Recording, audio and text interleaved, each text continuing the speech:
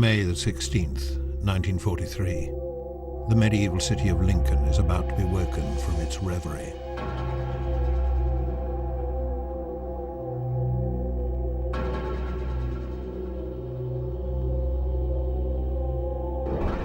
This night is the culmination of one man's grand experiment.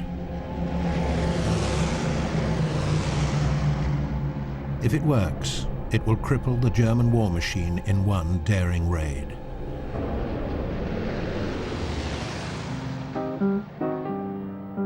Over 4 years, this man had been developing ideas so wild that at first the military planners had laughed in his face before acknowledging the brilliance of his vision. This film is the story of his secret experiments and reveals how an outstanding mind worked out how to break the indestructible.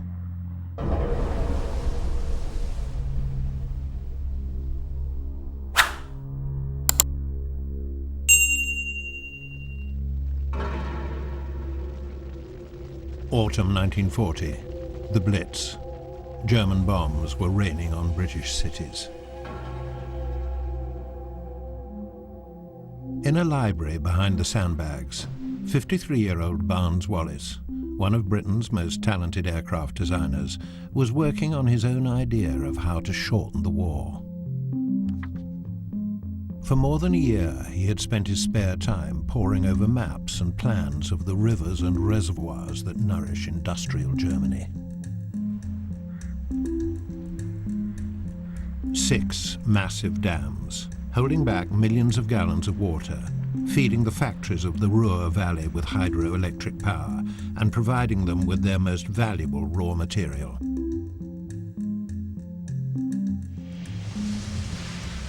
It took 200 tons of water to make 1 ton of steel. If the British could turn off the tap, the Nazi war machine would grind to a halt. Long before the war, the RAF had looked at the dams, but rejected them as potential targets.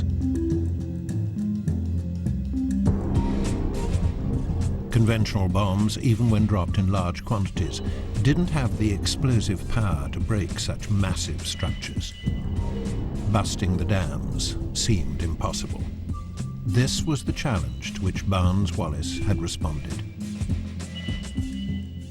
He was a Victorian and a great empire man, basically, and the country meant an awful lot to him. So anything he could do which he thought would help the country, that was what he was put on this earth to do, basically. In spring 1941, he was ready to unveil a bomb as ingenious as it was powerful, the 10-ton earthquake bomb. An aerodynamic masterpiece, it would break the sound barrier on its descent, while its offset tail fins would make it spin like a giant dart. In his mind, it would dive to the bottom of the reservoir and drill into the soil, where it would explode and cause a small earthquake, hence its name. A meeting was arranged in Whitehall for Wallis to present his bomb to the Ministry of Aircraft Production. They more or less laughed at him and said, well, you know, this is ridiculous because we haven't got an aircraft capable of carrying it. Wallis played his trump card. Wallis said, well, I've got a drawing here which shows a 6-engined aircraft we've designed back in Weybridge, which if you let us build this aircraft, it will carry your bomb. The Victory would be bigger and faster than any other bomber in the world. It would fly in the stratosphere beyond the reach of enemy fire. It would wield the destructive power of a whole squadron of conventional bombers. But Wallis was rebuffed. Britain just didn't have the resources to build his visionary aeroplane. With all the requirements for labour, this was just not on, and so I think he was more or less told to go back to Weybridge and get on and design his aeroplanes and stop messing them about. Wallis was not about to give up. A new bomber was coming into service. The Lancaster could carry a mighty 14,000-pound bomb, still only half as big as Wallis's earthquake bomb. Could this destroy a German dam? Wallis had to experiment.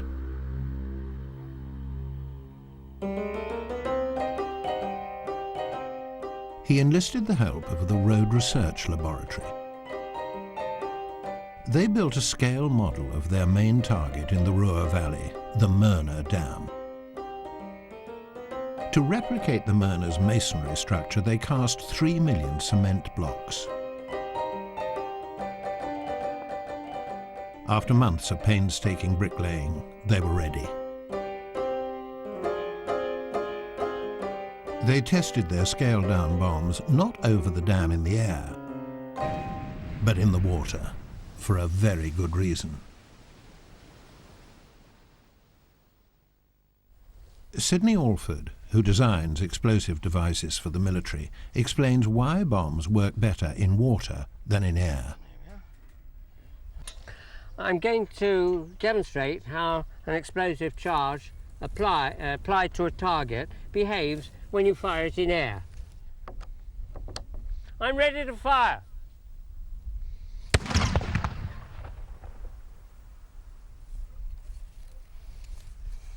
Here we are. This is pretty well exactly what I expected.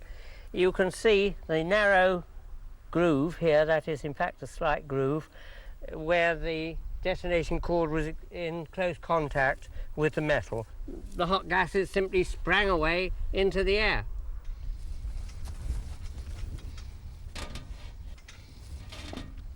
Here I have detonation cord exactly as before, the same type of cord, same position, taped down in contact with the metal over the same distance. But this time in front of it I've got some lay-flat tubing which contains water.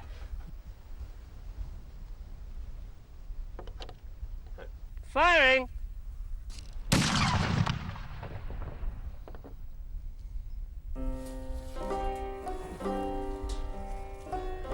There we are. I think you will agree that it's almost counterintuitive that a little drop of water can have such a dramatic result. The water delayed the dissipation into the surrounding atmosphere of the very high pressure gases generated by the detonation of the explosive. So the same pressure was applied to the metal significantly longer. That's the result. Armed with this knowledge, Sidney takes on a 5-ton dam.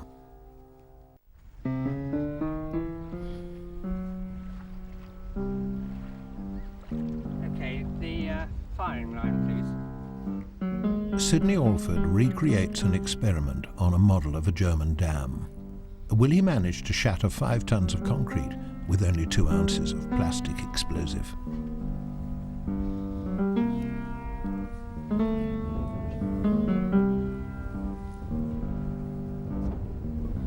He suspends his charge in the water. 4, 3, 2, 1.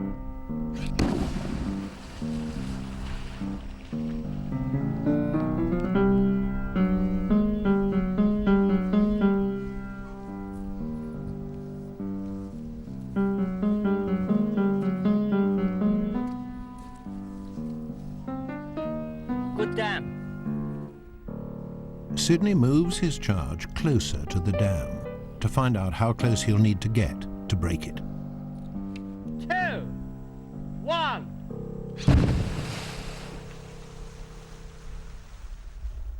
We've knocked the parapets off. That doesn't matter structurally, but we've made one vertical crack from top to bottom. I'm not a structural engineer, but my guess is that is not beyond hope. It might be possible to patch it up, but it is seriously weakened. But it is not catastrophic failure. As long as there's water between the bomb and the dam, Sidney has no luck. Just like his wartime predecessors, Sidney finds that the secret to dam busting is putting the charge in direct contact with the dam face. This allows the mass of the water behind the charge to focus the shockwave onto the dam wall. 2, 1.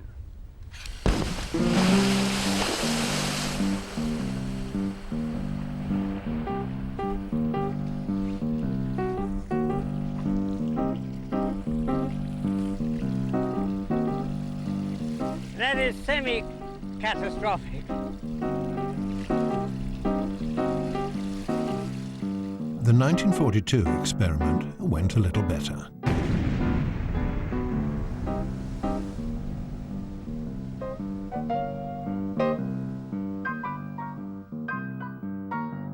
Now Wallis was ready to tackle a real dam. He found what he wanted hidden away in a Welsh forest. The Nantigro Dam was 5 times smaller than the Myrna, but it was as close to the real thing as Wallis was going to get. This is unique footage of Barnes Wallis observing the experiment. The team attached a charge directly to the face of the wall and held their breath.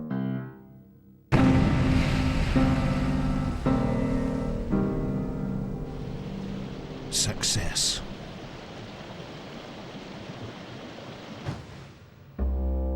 But there was still a huge problem. How to deliver his bomb precisely to the dam wall from an aeroplane. Conventional bombing was simply not accurate enough. Wallis had read about a naval technique forgotten since Admiral Nelson's time, called skip shot. Gunners who wanted to pierce the hull of a ship would skip their cannonballs over the surface of the water.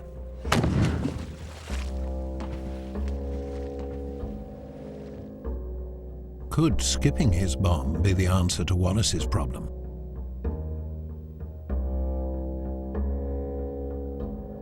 Armed with a bag of his daughter's marbles and a homemade catapult, he started experimenting in the privacy of his own back garden.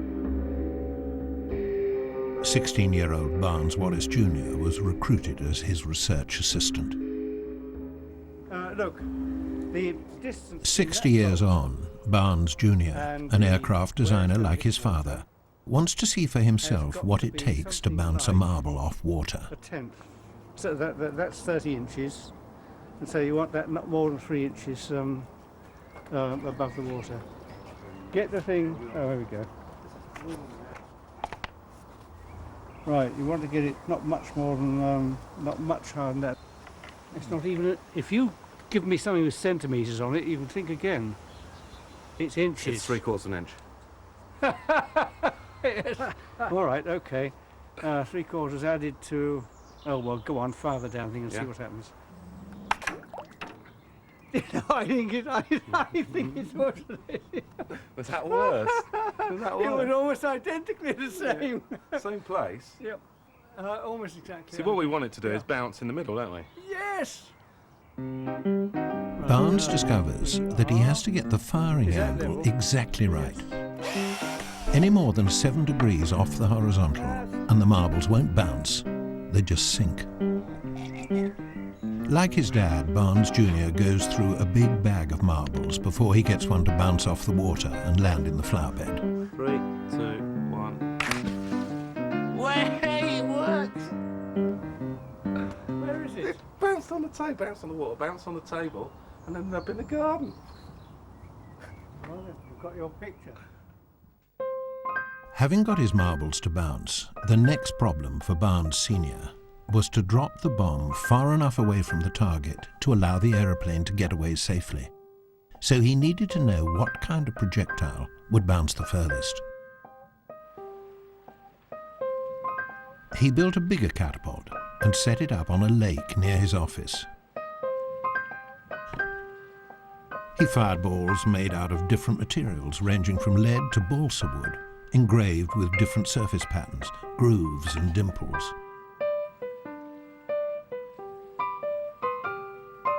Wallis enlisted the help of Amy Gentry, his secretary, to track the success of the experiment.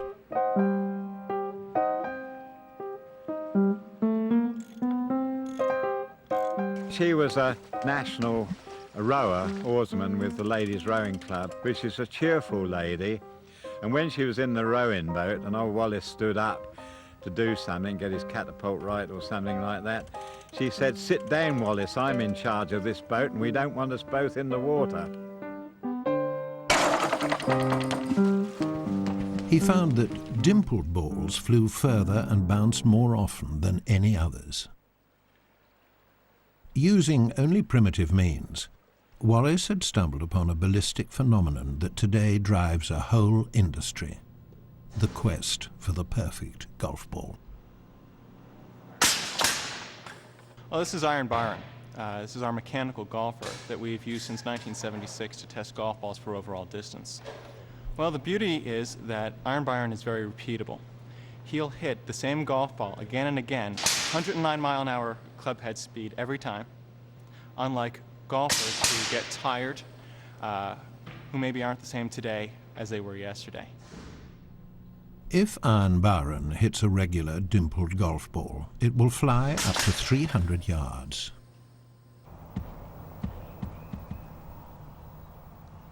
Stan's going to put a smooth golf ball on the tee. The smooth ball has no dimples, but in every other respect it's identical to a regular golf ball. 2-1 fire. A smooth golf ball will go only half as far as a dimpled one. The trajectory will be less stable. It'll hook and slice a lot more than the dimpled ball would have. A smooth ball flying through the air leaves a big wake, which drags it back and slows it down. Dimples stir up the air flowing over the ball. The air sticks to the ball for longer, leaving a smaller wake. With less resistance, the ball now travels twice as far. Having worked out how to get the bomb to hit the dam, Wallis now had to ensure that it wouldn't bounce off again and end up too far away to do any damage. He wondered if he could apply the principles of backspin, a trick used by sportsmen to kill the forward momentum of a ball in motion. Watching a golf ball spin onto a green and watching it back up must be pretty inspirational when you want to get a bomb to spin the same way that it does on a green down the surface of a dam and underwater.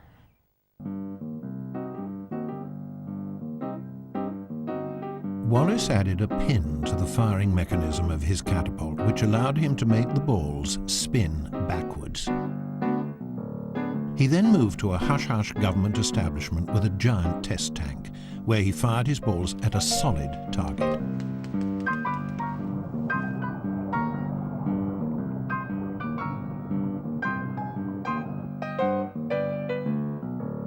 As he had predicted, his bomb would bounce back from the dam wall. But then, backspin would push it forwards again. It would hug the wall until, 30 feet down, water pressure would cause it to explode. Meanwhile, his team was building half-size prototypes. Unsurprisingly, some looked like golf balls. But would they bounce? The team fitted a Wellington bomber with a special rig to spin them. Wallis took to the air in the bomb aimer's seat and let one go.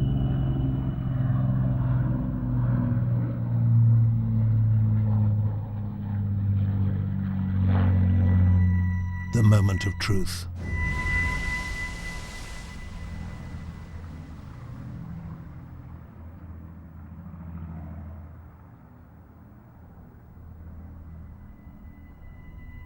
After 3 years on the drawing board, and it worked. Now Wallis was ready to drop a full-size weapon. For this, he would need the biggest gun in the Bomber Command Armory, the Lancaster. He sent his plans to the head of Bomber Command, Sir Arthur Bomber Harris. Harris was not impressed. This is tripe of the wildest description. There are so many ifs and ands that there's not the smallest chance of its working.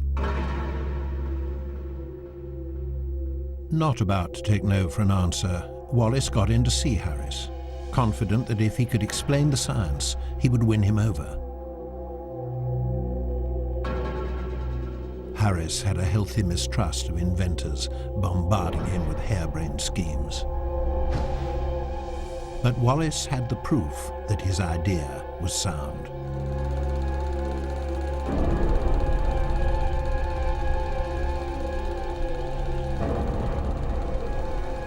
The film of the trial clinched it.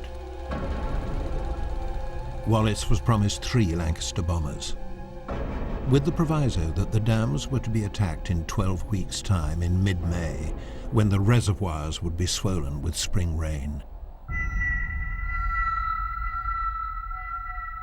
Wallis was both excited and terrified. 12 short weeks, and nothing was ready.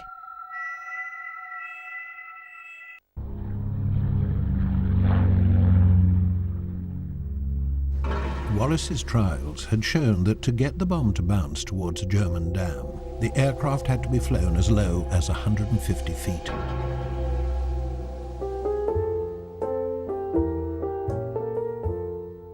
But only the best airmen would be able to handle a Lancaster at treetop height. 133 airmen were handpicked and told to report to RAF Scampton in Lincolnshire. 617 Squadron was born. Among the first to arrive was Canadian pilot Ken Brown. No one knew of a new squadron being formed there. They didn't have any aircraft. They didn't even have parachutes. They were gracious enough to say you can stay in one of the old married quarters until we find out where you belong.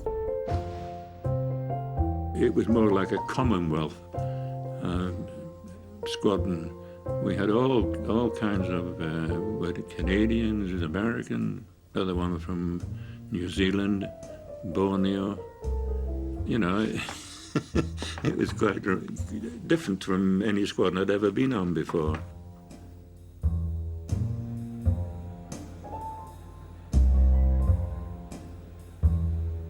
The men chosen were among the most experienced and highly decorated flyers in the Air Force.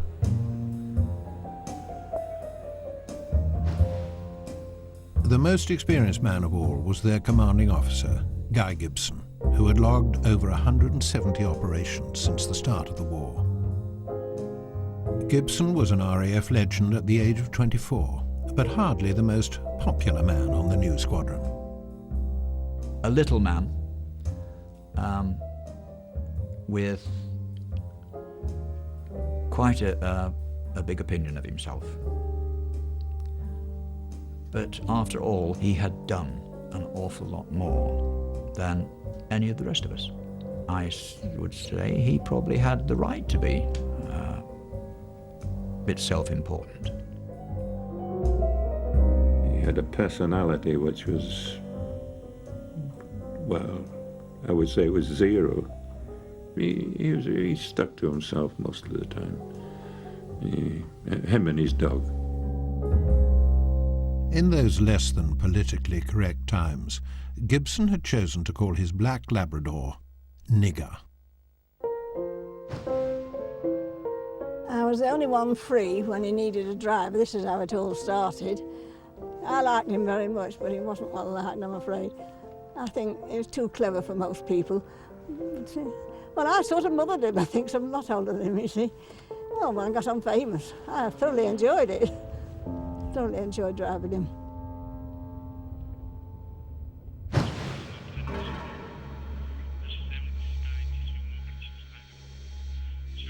A culture of secrecy pervaded RAF Scampton. The men were told nothing about their impending mission. Initially, not even Guy Gibson was told anything. There was always the danger of careless talk. Not even the training was to be discussed. There was a very strict security system.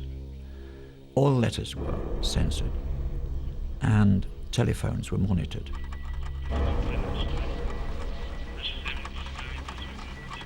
On one occasion, a Canadian pilot officer was really rattled by Wing Commander Gibson in front of the whole squadron.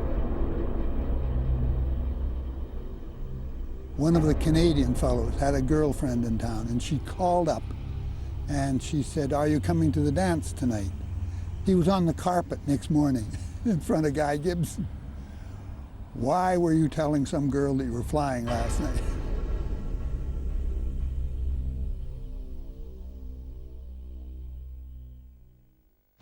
Meanwhile, Wallis was racing to scale up his bombs to 4.5 tons.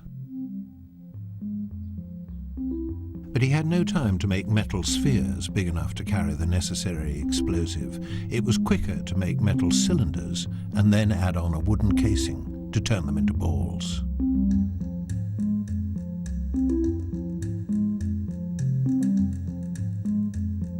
The dimpled refinement was forgotten. So far, so good. On April the 13th, 1943, Wallis watched the first trial of the full-size bomb. Well, the net result was, of course, it didn't work. The first one was dropped from a Lancaster at 120 feet and dug straight in. Nothing happened. They reduced the height to 60 feet dropping, and when that one hit the water, it just flew apart. The wooden casing was the Achilles heel of the bomb. Every single time it shattered on impact. Wallis was distraught.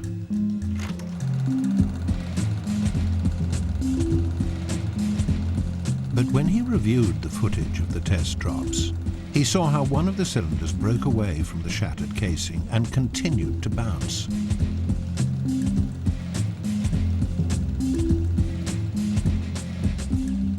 It seemed that perhaps the troublesome wooden casing could simply be abandoned. For the first time in life as an engineer, we didn't have to solve a problem which we had been given. We were lucky, very lucky. And you've got to have a bit of luck in engineering. Further testing showed that if released at 60 feet rather than 150, the naked cylinders would bounce properly. But 60 feet was a ridiculously low height to fly a Lancaster, even for 617 Squadron.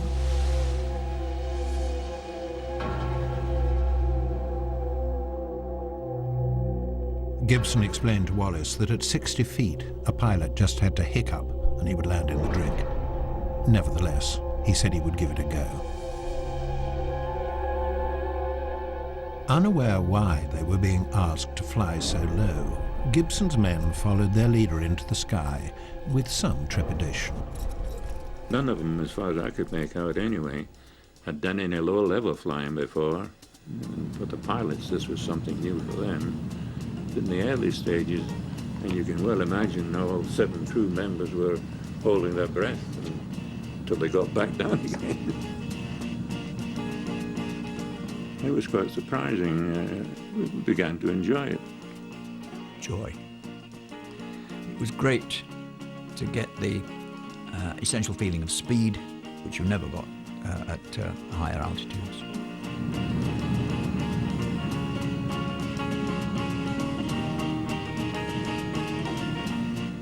In the RAF, flying low was strictly forbidden, but 617 roared across the English countryside with a license to scare. It came right over our house, and very, very low. They even knocked the tops of the trees off.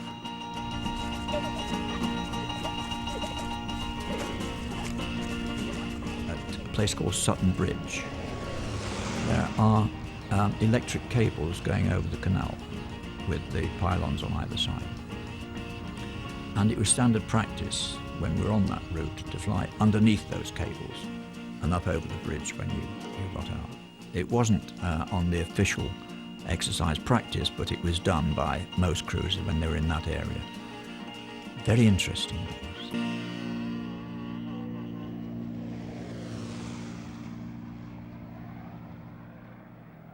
Flying low was only part of it. Wallis had calculated that a bomb released at 60 feet from a Lancaster travelling at top speed would bounce and carry exactly 476 yards. So, in order to hit the target and not overshoot or sink too early, the bomb would have to be released at exactly that distance away from the dam. But how could the pilot know when he'd reached that magic distance? Simple geometry solved the problem. From reconnaissance photos, 617 knew that the towers on the Myrna Dam were 700 feet apart. The spot where they needed to drop the bomb was 476 yards away. The drop spot and the towers formed a triangle of known proportions, which 617 replicated in miniature to produce a unique aiming device. We had a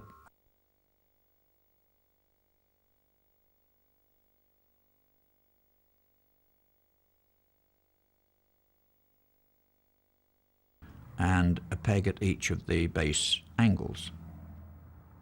And if we're aiming, as we're going towards the target, I would direct the aircraft, if it was too far over to the right, I'd be giving the correction left, left. Steady when we got it sorted. If we were too far to the left, the correction would be right. Steady when it was sorted. Steady. Bomb's gone.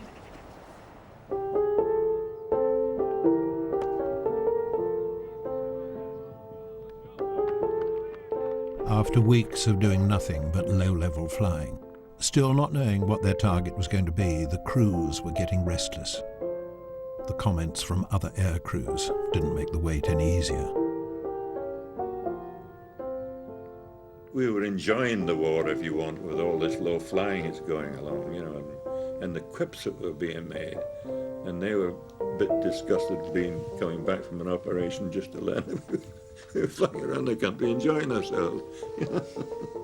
They called us the armchair boys, sitting in armchairs doing damn all sort of thing. Little did they know that the assigned date was fast approaching. It was May. The reservoirs were filling with spring rainwater, and there was the promise of a full moon in a week's time. Operation Chastise was about to begin. All aircraft of 617 Squadron report to the briefing room. On the evening of May the 16th, 1943, the men of 617 were summoned to a briefing. Somehow they knew that this was it. I think you can just like writing an exam, you can just go in there and feel the tension in the air. Everybody's just keyed up.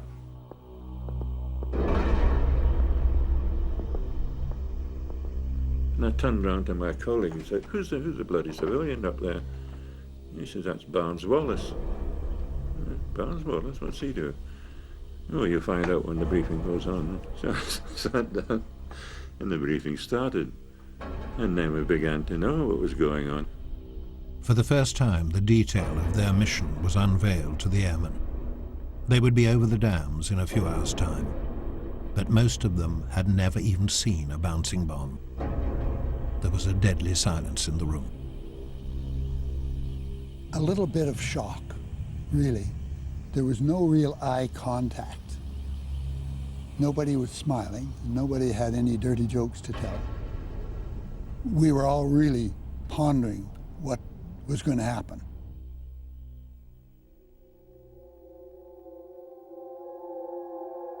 After the briefing, the men got the first glimpse of their cargo.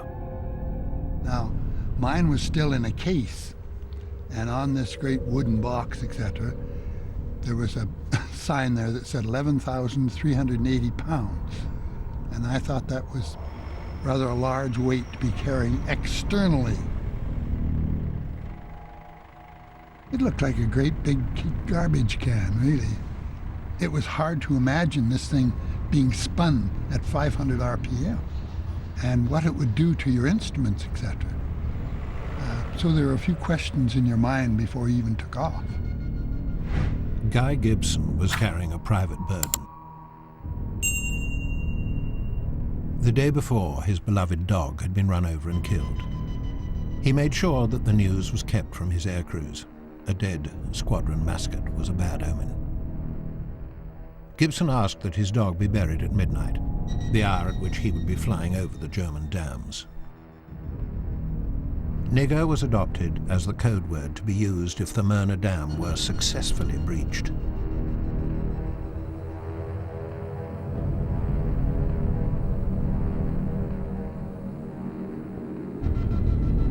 At 2000 hours, 133 airmen boarded the buses that took them to their planes. Normally when you go out on a bus, there's a little bit of chatter. Someone has a story, someone's talking about his gear or something else. That didn't happen. There was a silence. Now, people often say to me, were you frightened? My answer to that is that anybody that says he wasn't frightened is either completely emotionless or a bloody liar. We were all frightened. There were so many misgivings.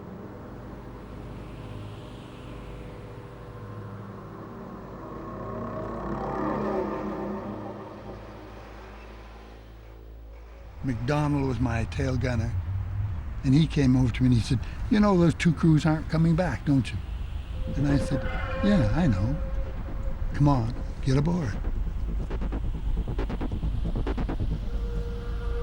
It's happened before in regular bomber ops.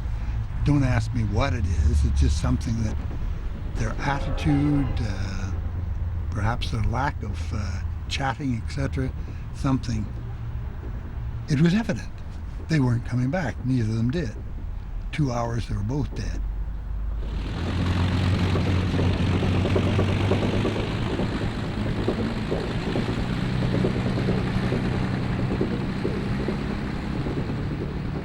At 21:28 hours, the first of 19 bombers took off.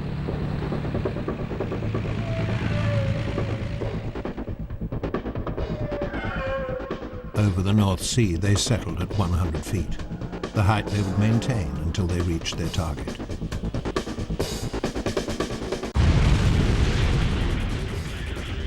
The enemy gunners had a hard time spotting the low-flying Lancasters. But if a pilot climbed to get his bearings, his aircraft became a sitting duck. Anxiety was worse when you have a fellow on your starboard side and he explodes. It's a huge ball of fire, orange, just lit up the whole valley. I saw what I thought was a large road, trees on either side, and I just dove for it and pulled in down in behind the trees. And I went down the road about 20 feet off it. You didn't have much choice. No other place to hide. The Myrna Dam was still 20 minutes away, but 3 planes had already been lost.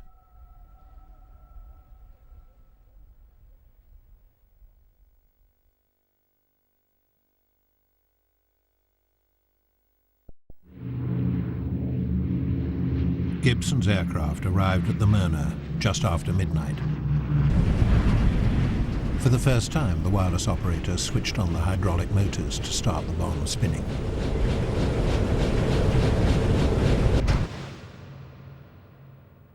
The weapon started spinning, and the whole aircraft was shaking like, ooh, you never had any. The vibration was tremendous.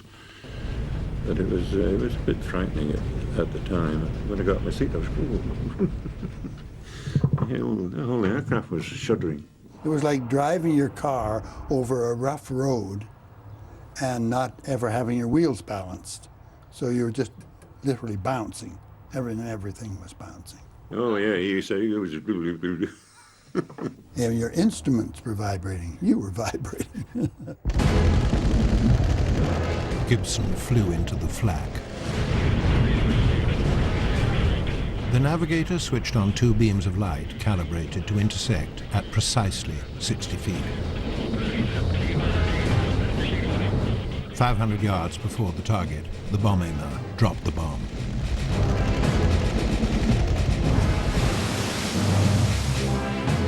In the operations bunker, Wallis and Bomber Harris were waiting for news.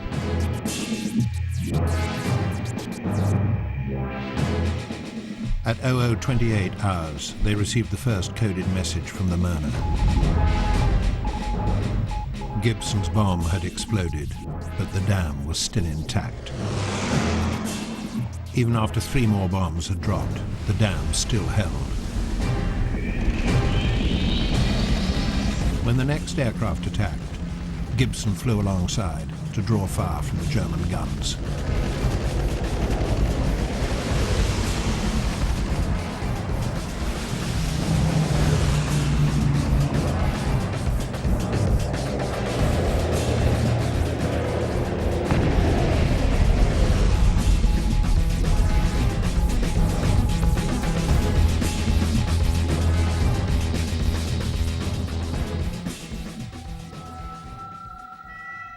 Five miles to the south, the Zorpa Dam presented a different set of problems. It was not a big stone wall, but a bank of earth. It required a different method of attack. They had to fly along the dam and drop their bomb on its crest.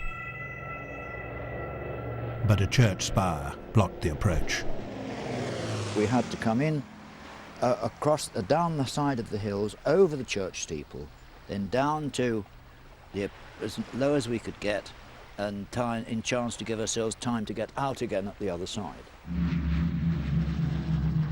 After the first run, I said dummy run, which means it's no good, we'll have to go again. And so up we went, round again.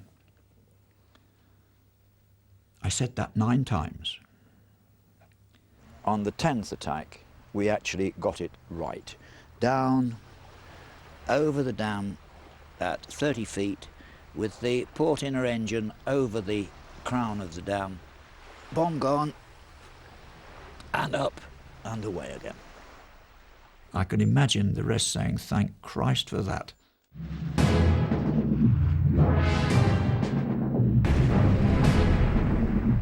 When the dust settled, they realized they'd only dented the crest of the dam, but it was not over yet. 100 miles to the east, 617 attacked their final target, the Ada Dam.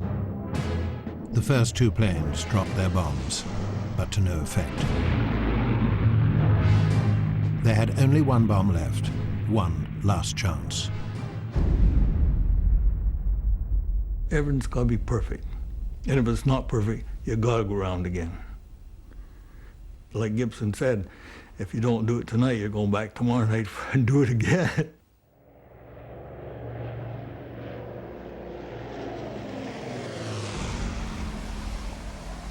On their second run, they got it right. When you turned around to go over the hill, we could see the water going and see the bridges. There was a couple of bridges across the river. They just went. The water was so high, it went right over top of them, and they were gone. Everything was gone. It was a terrific sight. Everybody was really happy. Didn't have to come back tomorrow night.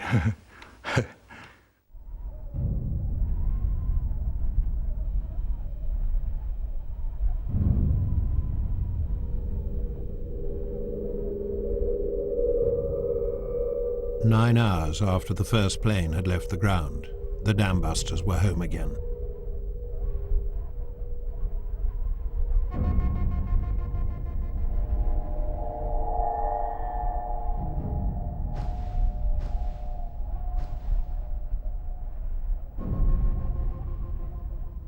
Well, you've never had a bowel movement as great.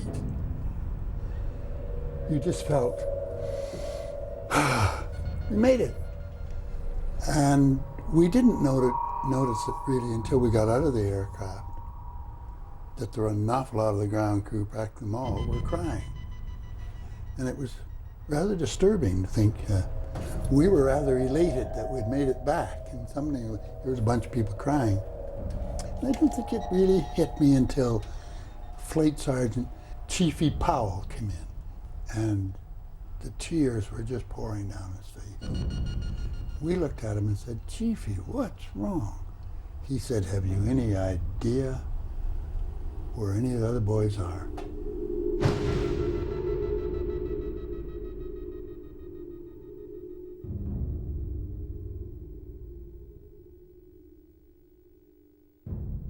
We had lost 8 crews, a hell of a loss for one particular raid and one particular squadron.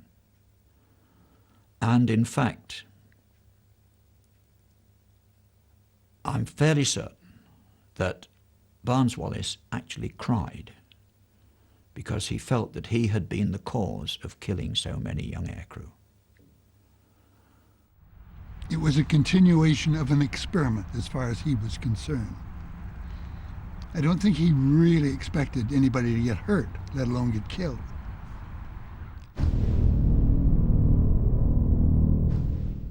Barnes Wallis was deeply affected. He vowed never again to risk a man's life on any of his future projects.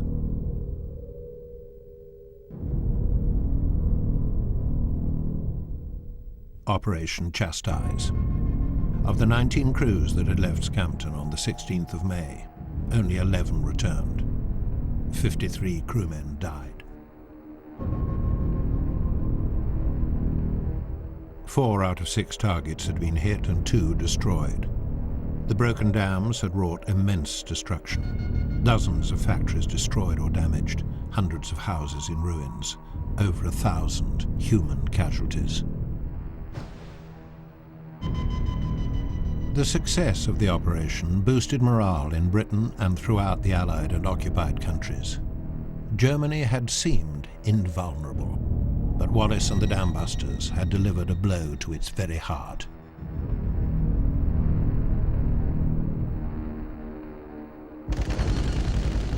The raid may not have shortened the war, but it certainly gave Hitler a bloody nose.